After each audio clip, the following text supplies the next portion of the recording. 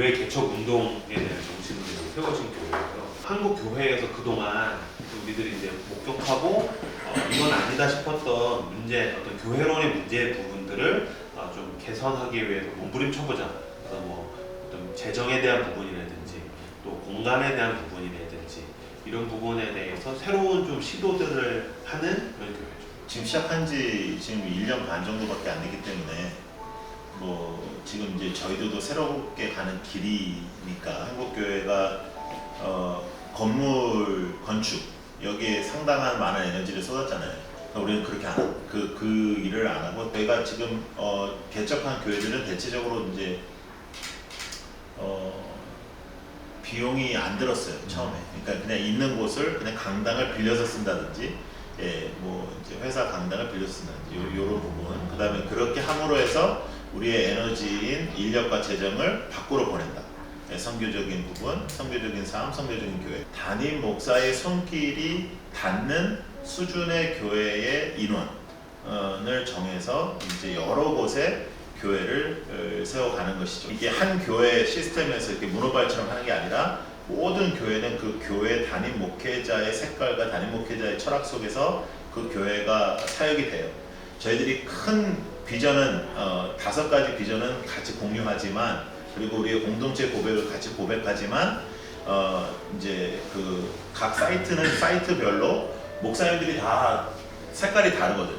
예, 그러니까 그리고 목사님들이 다 색깔이라 하면 안 되겠니? 목사님들이 다 그 스타일이 다르거든요. 예, 그러니까 뭐 어느 부분은 더 성경 공부 중심에, 또 어느 부분은 더 청년 중심에 이런 그런 스타일은 다 달라요. 그러니까 그런 것까지 획일화돼서 교회를 하는 것도 아니고, 그리고 재정이나 모든 그 사역도 다 독립돼 있어요. 그러나 이제 정신적으로만 이제 우리가 이제 하나로 묶어서 가는 것이고, 더 중요한 거는 이제 저희들이 이제 서로 어카운터빌리티를 가지고 서로를 이제 지켜주고, 예, 서로를 힘을 얻고, 이 부분도 굉장히 중요하기 때문에 그렇게 해서 이제 시작이 되어서 지금 가고 있죠. 담임 목사의 케어가 가능한 숫자, 그거는 각자마다 조금 다를 수 있어요. 저는 한 500명 정도 생각하고 있고, 또 어떤 분은 뭐 200명, 어떤 분은 100명, 어떤 분은 300명 이렇게 생각하는 그런 숫자가 있어요. 그럼 그 숫자 안에서 이제 어느 정도가 될 경우에 계속해서 이제 분립되는 그런 교회죠. 그래서 계속해서 교회는 교회를 세워간다. 저희들 5가지 그 핵심 가치 중에 우리는 성도를 세우고, 성도는 교회를 세워가는 그런 핵심 가치가 있어요. 그래서 이제 우리가 가는 그곳이 교회가 되는 것, 그런 부분들도 중요한 저희들의 가치입니다. 저희가 라이트하우스를 시작할 때 코로나 전이었거든요. 그래서 저희들은 사실상 코로나 시기를 지나면서 하나님께서 우리 라이트하우스를 우리에게 주신 마음들이 이게 그냥 마음이 아니었구나, 이게 시대적으로 너무나 분명한 하나님의 말씀이셨구나 하는 것들을 우리가 알게 됐죠. 그래서 각 한 사람 한 사람이 교회가 되는 훈련을 하고 있었는데, 이제 딱 그런 훈련을 해야 되는 그런 시기를 우리가 맞이하게 됐죠. 둘 중에 하나를 선택할 수는 없을 것 같아요.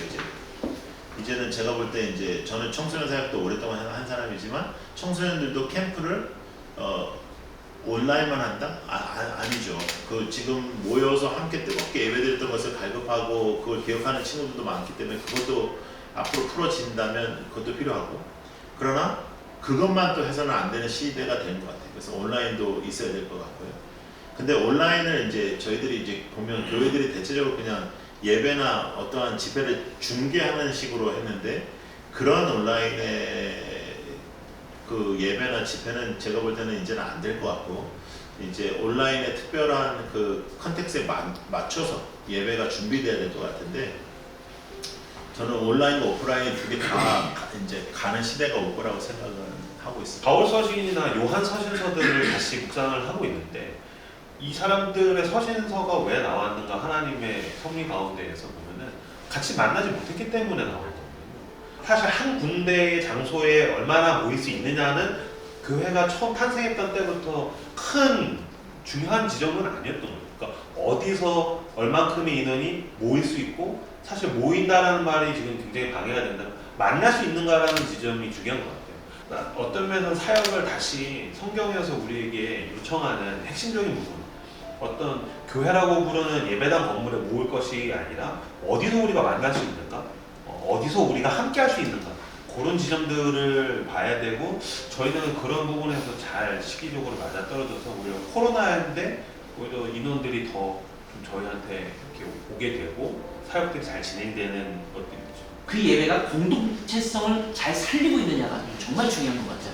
함께 모인 또 각자 집에서 드리는 그 개인 성도들이 함께 공동체성을 가지고 예배로 교회가 하나님 앞에 드리고 있는가, 이것이 정말 중요한 지점인 것 같거든요. 그래서 그 부분을 살리기 위해서 이제 방법을 찾아내고 이렇게 하는 것이 필요하겠다라는 생각이 듭니다. 예배는 이제 일단 하나님의 임재를 간구하는 것이기 때문에 이 예배의 그 핵심은 변화되지 않죠. 예배가 변화되는 게 아니라 어떠한 그 우리가 무슨 온라인을 한다든지 무슨 어떠한 찬양과 어떠한 부분에 있어서 시대적인 그런 차이는 있겠지만 예배의 핵심은 오히려 우리가 전통 그 초대교회 예배로 돌아가야 되는 것이기 때문에 예배가 새로워지는 게 아니라 우리는 예배를 회복해야 되는 것이고, 그럼에도 불구하고 중요한 부분은 뭐냐면 저희들은 이제 우리 목사들이 주도하는 예배가 아니라 함께 성도님들과 함께 고백되어지는 예배를 모든 목사님들이 다 그러시겠지만 우리는 정말 그거를 추구하거든요. 저희가 이 교회를 시작하면서도 초대교회를 굉장히 많이 연구를 했었는데 그 초대교회의 그 공동체성, 그것을 어떻게 하면 우리가 회복할 것이냐. 그래서 이제 저희들이 이제 몇 가지 생각을 해놓은 게 뭐냐면, 이제 하드웨어적인 건물을 이렇게 눈에 보이는 교회적인 것에 대한 가치는 따르지 않겠다. 또 그 재정에 있어서 분명히 투명하게 일단 밖으로 내보내는 재정을 우선으로 하겠다 하는 그런 이제 원칙들을 이제 세워가는 거거든요.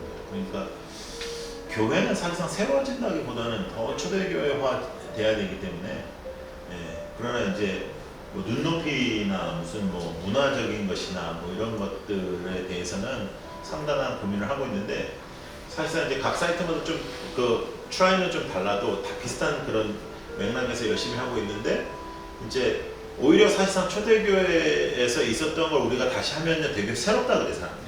근데 그건 새로운 거 아니거든. 새로운 게 아니라 오히려 옛날부터 있었던 것들인데 교회가 많이 잃어버렸던 부분이거든요. 뭐 교회는 임마누엘 공동체성이라고 얘기하지만 사실 공동체성의 반대말이라고 한다면 관중화거든요. 교회가 건물을 만들고 시스템을 만들고 자본을 투자하고 이런저런 준비를 해서 굉장히 훌륭한 쇼타임을 보여주면 예배자들이 적극적인 어떤 주도적인 예배자가 되거나 공동체성이 강화되는 게 아니라 수동적으로 되는 거죠. 예배 자체가 굉장히 참여적인 예배를 지향을 하거든요. 성가대도 없고 약간 그런 식으로 함께 회중 찬양하고 회중 고백하고 대표 기도도 없거든요. 성도 한 사람 나와서 대표 기도하지 않고 다 함께 회중 기도를 하고 그렇게 해서 그런 공동체적으로. 근데 아마도 이 코로나 이후에는 그런 공동체성이 강한 교회들이 훨씬 두각을 나타내게 될 것 같고, 예배도 그런 식으로 가지 않을까라는 예측을 개인적으로 하고 있습니다. 담임 목사가 계획을 하고 생각을 갖고 그것을 성도들한테 일방적으로 알려주면 성도들이 따라오는 식의 교회 그 시스템이 많았잖아요. 그래서 저는 이제 교회는 성도들이 함께 참여하고 또 함께 공동체로 나간다고 한다면 그런 모든 것들이 함께 논의되고 함께 이야기되고 또 그것이 공론화되고 이런 어떤 과정들이 필요하다는 생각이 들어요. 그러니까 예배를 드린다 그러면 나는 이렇게 예배를 드릴 테니까 당신들은 이대로 따라오세요 라기보다는 성도들이 어떤 예배를 드리는 것이 하나님 앞에 가장 진솔하게 하나님의 임재 가운데 하나님을 만날 수 있는 예배가 될 수 있는가를 같이 고민하고, 굉장히 중요한 게 같이 고민한다는 것 같아요. 같이 고민하고 같이 만들어내면 성도들도 자기가 같이 만들어낸 거기 때문에 참여율이 훨씬 더 높겠죠. 우리가 함께 동의하고 함께 한 거니까. 제로 베이스를 저는 더 분명히 말하자면 바이블 베이스라고 쓰는데, 성경에서 말하고 있는 베이스에서 어떤 철학을 가지고 어떻게 교회가 또 어떻게 예배를 드려야 되느냐에 집중하면서 성도들과 함께 만들어 간다면 그것이 이제 아까 말한 것처럼 교회 목사가 이끌어가는 게 아니라 함께 가는 교회가 되지 않을까 이런 생각을 하고 있습니다. 중요한 것은 같이 정하고 같이 길을 가는 것은 굉장히 중요한 일이고, 그러니까 직분 중심의 교회가 아니고 사역 중심의 교회가 되고, 그 다음에 이제 멤버십이라는 우리가 공동 그런 제도를 세웠어요. 그래서 이제 어떤 뭐 직분이 있어야 모이는 게 아니라 교회에 이제 비전과 동의를 하는 사람들이 이제 멤버가 되고, 그 멤버들이 모여서 회의를 하는 이제 그런 조금 색다른 방법들을 저희들이 취하고 있는데, 이제 일단은 이제 저희들이 좀 잘해서 이제 세월이 좀 지나야 결과물이다 이렇게 하고 얘기할 수 있는데, 지금 이제 저희들이 진행하고 있기 때문에 그래서 각 교회가 스타일이 다르고, 그다음에 이제 그 스타일은 제가 볼 때는 담임 목회자의 강점에 의해서 정해지는 경우가 많아요. 그래서 이제 그런 부분은 이제 담임 목회자가 할 일이라고 생각해요. 그러나 이제 그것을 이제 이끌어가는 행정적 또 과정 이런 것들은 어떻게 하든 이제 성도님들과 함께 하는 그런 교회, 그리고 그것을 할 수 있는 사이즈로 우리가 각 사이트를 세운다. 하나님의 뜻을 찾는 것은 이제 그 성경적 가치를 따르는 거잖아요. 그러니까 좁은 길로 가고, 나를 낮추고 가고, 그리고 내가 손해 보는 길로 가고, 대체적으로 그러면 하나님의 뜻과 맞을 거예요. 하나님의 말씀과. 그러니까 내가 드러나고 내가 원하는 것을 하는 것이 아니라 나의 삶의 어떠한 선택에 있어서 좀 더 좁은 길을 선택하면 하나님의 뜻과 가까울 가능성이 굉장히 높아요.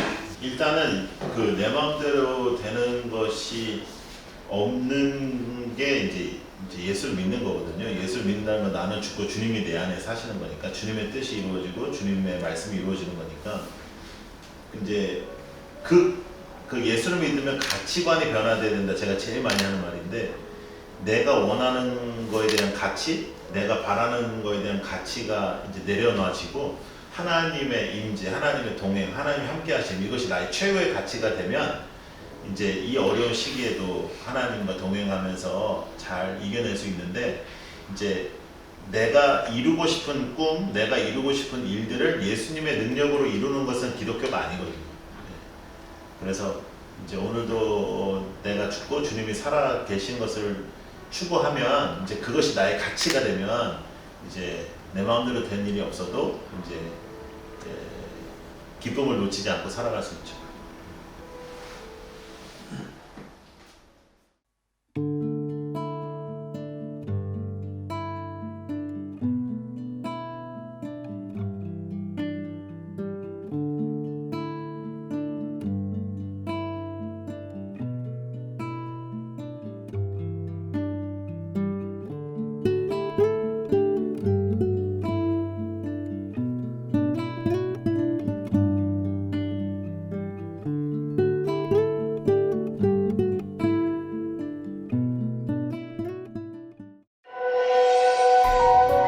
크리스찬 연합신문이었습니다.